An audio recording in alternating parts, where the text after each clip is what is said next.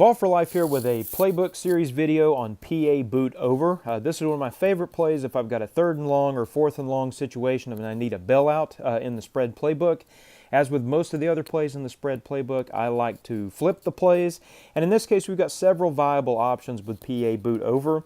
We have a wide receiver comeback route, which is my 4th read in this play. We have, in the flipped variation, we'll have the tight end taking the shallow route. We have the slot receiver taking the mid route, which is going to be the primary read on this particular play. And then we also have the other wide receiver taking a more of a corner route. And so what we're going to do, if we look at this actually on the field, we can see how these routes play out. Again, the primary read here is going to be our slot receiver, our A receiver, and we're going to look for that deep yardage when we need to convert on long downs. Typically, this play will get you probably on the order of 10 to 15 yards, but if we have to, we can dump off to the shallow tight end route, and occasionally we'll have the wide receiver 2 the corner route that will be available, but usually that happens when I'm trying to get really deep yardage, and if I see that the wide receiver has really broken downfield and just completely beaten a blitz, for example, then I can actually make some huge gains with that particular play. But let's take a look at the primary read and let's see what happens. So as we come through, we see that take the edge on the defender, and we can easily pick up that yardage.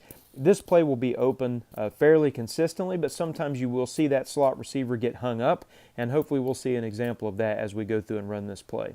So let's run again. So again, here we've got slightly different defensive configuration. We've got the defense coming down playing a little bit more press coverage. Here we run. We see he got blocked up just a little bit, but we still get that opening, and we can actually, again, go for pretty significant yardage on this play. So let's run again. So again, we've got that press coverage. Looks like we got maybe a little bit of a blitz coming in this case. But what I usually like to do too, we can actually run this out, and there that blitz caught up with us.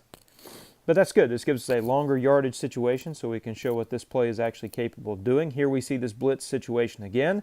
So we're going to make sure we try to avoid that blitz, get that ball out quick, and there you can see huge yardage almost to the house. Even in these short yardage situations on the goal line where we need to score, we can actually still use this kind of a play, and we can hit that tight end coming on the inside and be able to get a nice short yardage score as well. If you can roll out to the left on this play, then it will allow you to kind of run with your receivers and potentially let them get a little more open if possible. But a lot of times with the blitzes that you might see in LVL, for example, and some OD blitzes, you may run into the situation where that is pretty well blocked up for the quarterback to get outside the pocket. The primary weakness of this play is when the slot receiver gets tied up, it can cause a situation where that route does not fully develop, and then you either have to dump off to the tight end, or you have to try to look for that deep route on the wide receiver.